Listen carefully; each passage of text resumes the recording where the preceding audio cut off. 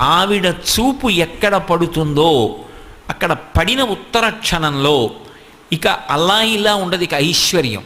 అది ఉత్సాహం కానివ్వండి, సంతోషం కానివ్వండి, పూనిక కానివ్వండి, అక్కడ ఉండేటటువంటి సంపద కానివ్వండి, అవన్నీ కూడా అంత పుష్కళత్వాన్ని పొందుతాయి, అంత సంతోషంగా ఉంటుంది.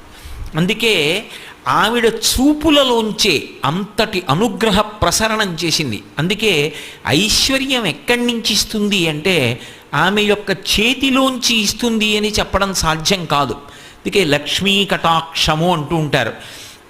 ఆవిడ చూపు పడితే చాలు, ఒక్కసారి అలా ప్రసన్నంగా చూసిందా, ఇక అక్కడ ఎంత ఐశ్వర్యం ఏర్పడుతుంది అనేటటువంటి దాని గురించి చెప్పడం ఎవరికీ సాధ్యం కాదు. అయితే మీరు ఒక్క విషయం జ్ఞాపకం పెట్టుకోవాలి, నేను ఐశ్వర్యము ఐశ్వర్యము ఐశ్వర్యము అన్న మాట వాడుతున్నప్పుడు కేవలము నేను సంపద గురించి మాట్లాడుతున్నా